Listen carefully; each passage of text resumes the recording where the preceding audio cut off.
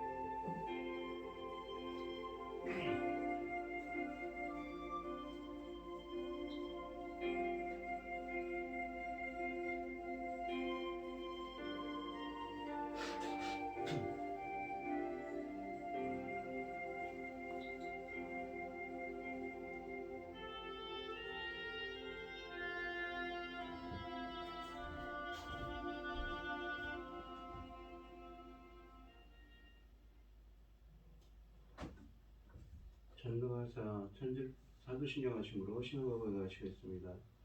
전능하사 천지를 만드신 하나님 아버지를 내가 믿사오며 그 외아들 우리 주 예수 그리스도를 믿사오니 이는 성령으로 잉태하사 동정녀 마리아에게 나시고 본디오 빌라도에게 고난을 받으사 십자가에 못 박혀 죽으시고 장사한 지 사흘 만에 죽은 자 가운데서 다시 살아나시며 하늘에 오르사 전능하신 하나님 우편에 앉아 계시다가 저리로서 산자와 죽은 자를 심판하러 오시리라.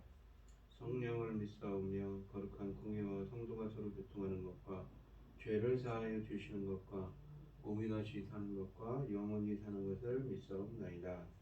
아멘. 찬송가 218장입니다.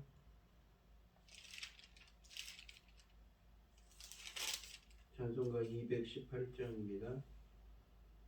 내 몸과 정성을 다하여서 주 너의 하나님을 사랑하라.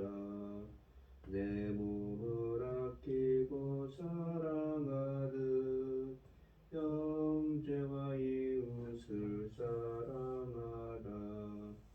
주께서 우리에게 명하시니 그 명령 따라서 살아가리. 널 미워 해치는 원수라도 언제나 너 그렇게 사랑하라. 널 핍박하는 자 위에서도 신실한 마음으로 복을 빌라. 주께서 우리에게 명하시니 그 명령 따라서 살아가리. 나 항상 주님을 멀리하고 형제를 사랑하지 못하였다. 이러한 죄인을 사랑하사 주께서 몸버려 죽으셨다. 속죄 큰 사랑 받으니 내 생명 다 바쳐 충성하리. 아멘. 오늘 함께 하실 하나님의 말씀은 신명기 2장 1절로 25절 말씀입니다. 신명기 2장 1절로 25절입니다. 교독을 하도록 하겠습니다. 제가 먼저 읽겠습니다. 우리가 방향을 돌려 여호와께서 내게 명령하신 대로 홍해길로 광야에 돌아가서 여러 날 동안 세일산을 두루 다녔더니 여호와께서 말씀하여 이르시되 너희가 이 산을 두루 다닌 지 오래니 돌이켜 북으로 나아가라. 나는 또 백성에게 명령하여 이르되 너희는 세일에 거하는 너희 동족에서 자손이 사는 지역으로 지날진대 그들이 너희를 두려워하리니 너희는 스스로 깊이 삼가고 그들과 다투지 말라. 그들의 땅은 한 발자국도 너희에게 주지 아니하리니 이는 내가 세일산을 에서에게 기업으로 주었음이라. 너희는 돈으로 그들에게 양식을 사서 먹고 돈으로 그들에게서 물을 사서 마시라. 내 하나님 여호와께서 네가 하는 모든 일에 내게 복을 주시고 내게 이 큰 광야에 두루 다님을 알고 내 하나님 여호와께서 이 40년 동안을 너와 함께 하셨으므로 내게 부족함이 없었느니라 하시기로. 우리가 세일산에 거주하는 우리 동족 에서 자손을 떠나서 아라바를 지나며 아랍과 에시온 게벨 곁으로 나가 행진하고 돌이켜 모압 광야길로 지날 때에 여호와께서 내게 이르시되 모압을 괴롭히지 말라. 그와 싸우지도 말라. 그 땅을 내가 네게 기업으로 주지 아니하리니 이는 내가 롯 자손에게 아르를 기업으로 주었음이라. 이들은 에민 사람이 거기 거주하였는데 아낙 족속같이 강하고 많고 키가 크므로 그들을 아낙 족속과 같이 르바임이라 불렀으나 모압 사람은 그들을 에밈이라 불렀으며 우리 사람도 세일에 거주하였는데 그 에서 자손이 그들을 멸하고 그 땅에 거주하였으니 이스라엘이 여호와께서 주신 기업을 땅에서 행한 것과 같았느니라. 이제 너희는 일어나서 세렛 시내를 건너가라 하시기로 우리가 세렛 시내를 건넜으니 가데스 바네아에서 떠나 세렛 시내를 건너기까지 38년 동안이라. 이때 그 시대는 모든 군인들이 여호와께서 그들에게 맹세하신 대로 진영 중에서 다 멸망하였느니라. 여호와께서 손으로 그들을 쳐서 치사 진영 중에서 멸하신 거로 마침내는 다 멸망되었느니라. 모든 군인이 사망하여 백성 중에서 멸망한 후에 여호와께서 내게 말씀하여 이르시되 네가 오늘 모압 변경 아르를 지나리니 암몬 족속에게 가까이 이르거든 그들을 괴롭히지 말고 그들과 다투지도 말라. 암몬 족속의 땅은 내가 네게 기업으로 주지 아니하리니 이는 내가 그것을 롯 자손에게 기업으로 주었습니다. 이것도 르바임의 땅이라 하였나니 전에 르바임이 거기 거주하였으며 암몬 족속은 그들을 삼순이라 일컬었으며 그 백성은 아낙 족속과 같이 강하고 많고 키가 컸으나 여호와께서 암몬 족속 앞에서 그들을 멸하셨으므로 암몬 족속이 대신하여 그 땅에 거주하였으니 마치 세일에 거주한 에서 자손 앞에 호리 사람을 멸하신 것 같으니 그들이 호리 사람을 쫓아내고 대신하여 오늘까지 거기에 거주하였으며 또 갑돌에서 나온 갑돌 사람이 가사까지 갑촌에 거주하는 아위 사람을 멸하고 그들을 대신하여 거기에 거주하였느니라. 너희는 일어나 행진하여 아르논 골짜기를 건너라. 내가 헤스본 왕 아모리 사람 시온과 그 땅을 내 손에 넘겼은즉 이제 더불어 싸워서 그 땅을 차지하라. 오늘부터 내가 천하 만민이 너를 무서워하며 너를 두려워하게 하리니 그들이 내 명성을 듣고 떨며 너로 말미암아 근심하리라 하셨느니라. 아멘. 오늘 본문 말씀의 제목은 순종의 세대입니다. 가데스 바네아에서의 반역으로 인해 이스라엘은 38년 동안 광야에서 살면서 출애굽 1세대가 모두 죽기를 기다려야 했습니다. 그러나 민수기는 이때 있었던 일을 20장부터 24장에 걸쳐 매우 간략하게 요약하고 있는데 신명기는 이에 대해 아예 언급조차 하지 않습니다. 그러므로 우리는 이스라엘이 이 기간 동안 광야 어디에서 어떻게 살았는가에 대해서는 거의 알 수가 없습니다. 모세는 이스라엘이 이렇게 된 것에 대해 매우 마음 아프게 생각했기 때문에 이때의 일을 추억하고 싶지는 않았습니다. 그래서 그는 이때의 일을 과거에 묻어두고 곧바로 죽어간 1세대를 대신하여 가나안을 정복할 2세대의 이야기에 초점을 옮깁니다. 오늘 본문은 새로이 형성된 출애굽 2세대가 어떤 경로를 통해 약속의 땅을 경계하는 아르논 강에 이르게 되었는가를 회고하고 있습니다. 1절로 8절은 세일산에서 있었던 일을 회고합니다. 가나안 정복에 실패한 이스라엘은 눈물을 머금고 가데스를 떠나 그동안 왔던 길을 되돌아 남쪽으로 갔다고 1절에 말씀하십니다. 약속의 땅에서 멀어지고 있으며 아카바 많이 있는 곳 쪽으로 갔다는 뜻입니다. 이스라엘은 여러 날 세일산 부근에서 떠돌았는데 세일산은 사해 남쪽 지역에 있습니다.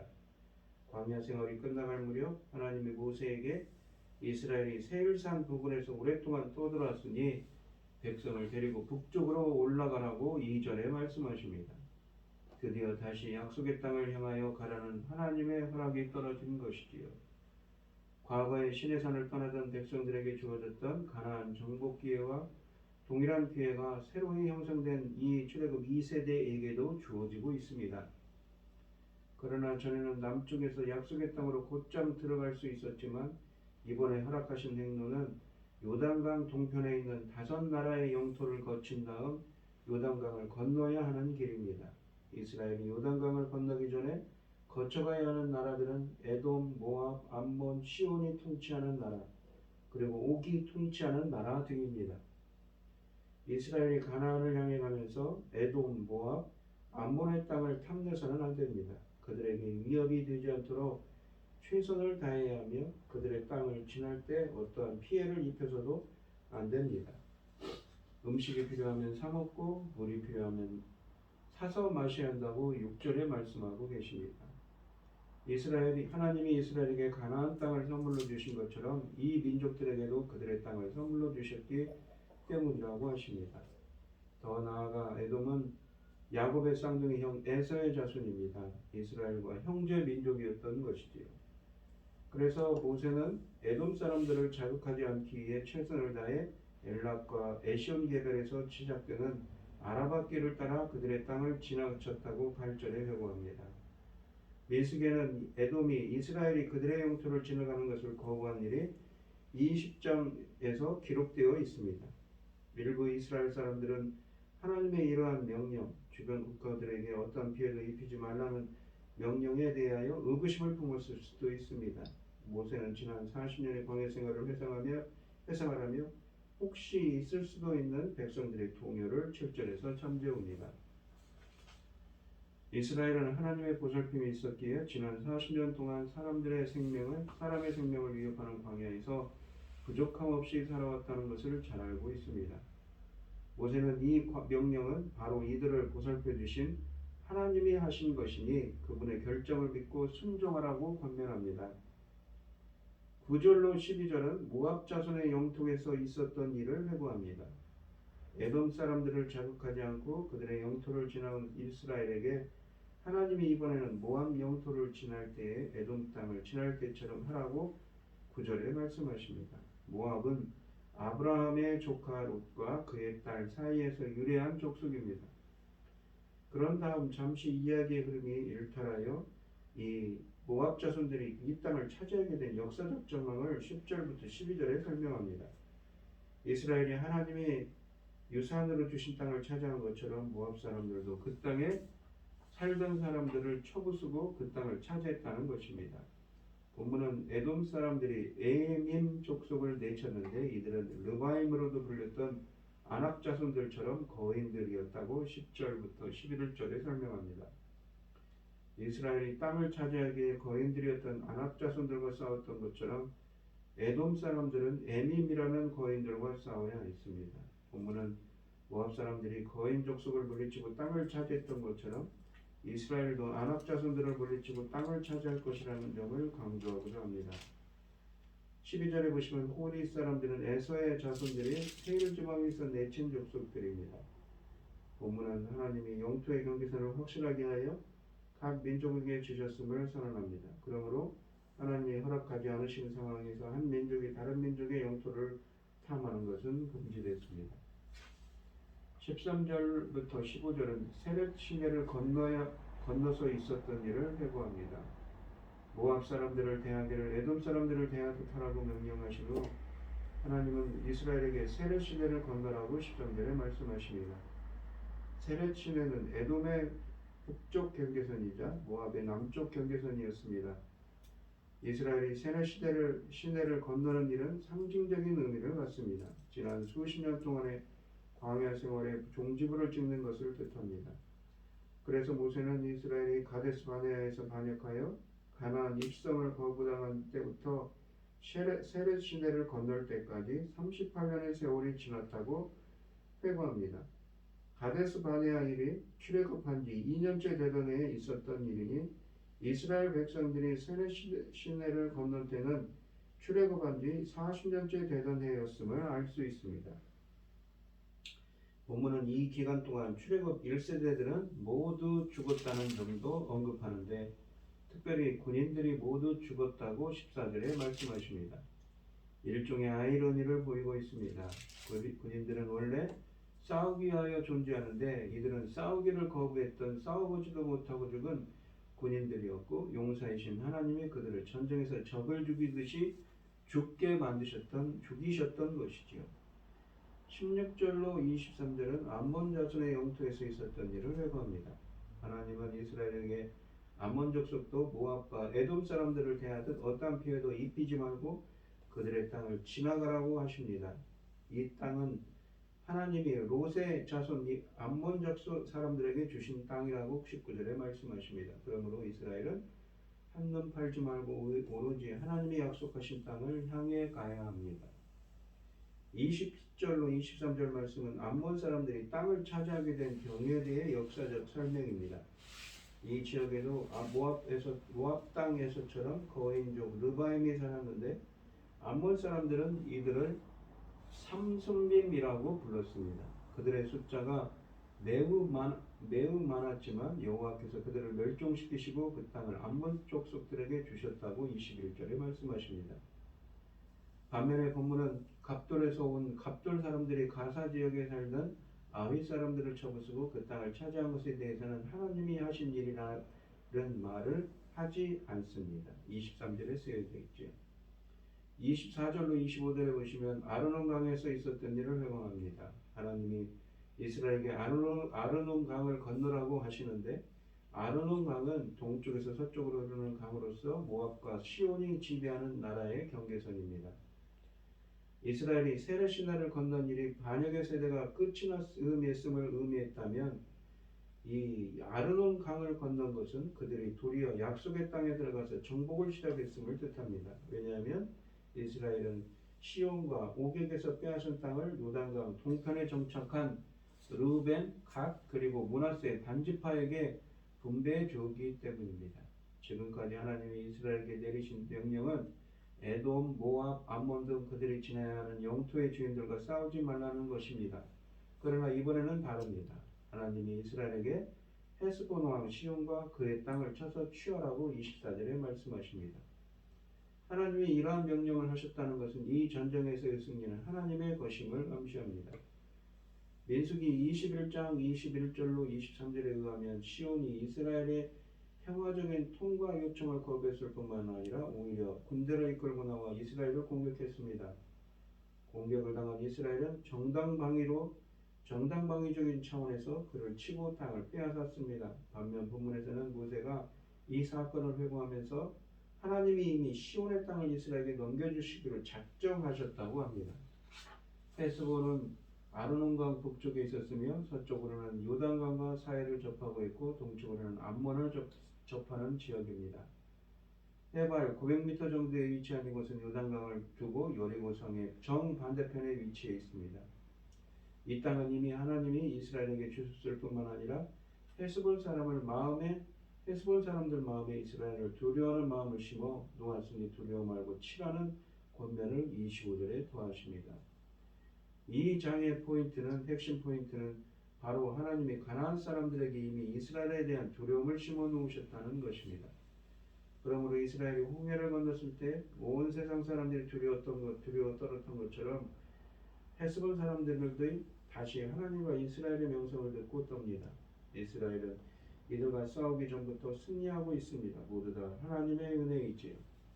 하나님이 아브라함과 그의 후손들에게 약속하신 땅은 아모리 사람들의 땅입니다. 아모리 사람은 곧 가나안 사람들을 뜻하는 것이 확실한데 비록 헤스본과 바산은 요단강 동편에 위치한 나라들이라 해도 성경은 이들을 아모리 사람들이라 부름으로써 24절에 그렇지요. 이스라엘이 그들의 땅을 정복해야 한다는 것을 암시해 줍니다. 또한 출애굽 1세대는 하나님이 그들을 아모리 사람들에게 넘기시려고 이집트에서 데리고 나오셨다고 1장 27절에 원망했었는데 이제 하나님은 그들의 자손들에게 아모리 사람들을 넘겨주실 것입니다. 출애굽 1세대는 자신들이 아모리 사람들에게 패할 것을 두려워했습니다. 그러나 현 세대는 출애굽 2세대는 아모리 사람들을 상대로 승리할 것을 기대합니다. 이 두 세대의 차이는 하나님의 능력을 믿지 못한 것과 믿는 것의 차이였습니다. 오늘 본문 말씀에 보시면 출애굽 2세대는 광야로 돌아가라는 1장 40절 말씀대로 방향을 돌려 광야로 들어갑니다. 세례 시내를 건너라는 말씀대로 세례 시내를 건넙니다. 비록 여행의 방향은 약속의 땅에서 광야로 돌아갔지만 삶의 방향은 불순종에서 순종으로 돌아섰습니다. 말씀을 순종하는 삶에 하나님의 함께 하시기에 그곳이 비록 광야에도 부족함없는 은혜가 있었습니다.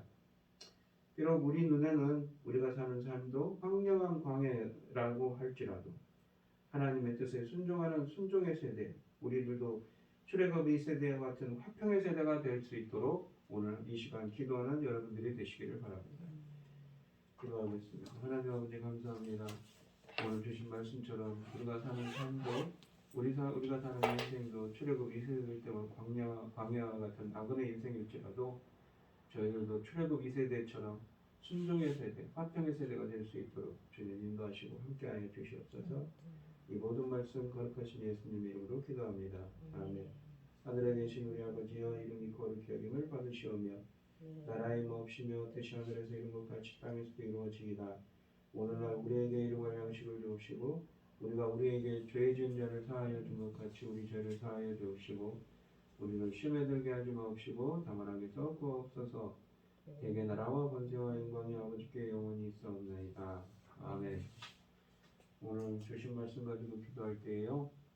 먼저는 순종의 세대가 되게 해달라고 기도하시고 어려움을 당하신 분들과 각자 기도 제목을 가지고 주여 삼청하시면서 통성으로 기도하도록 하겠습니다.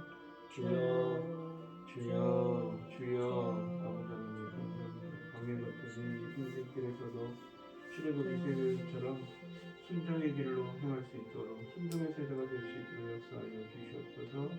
인도하여 주시옵소서. 이 나라를 위해 기도합니다.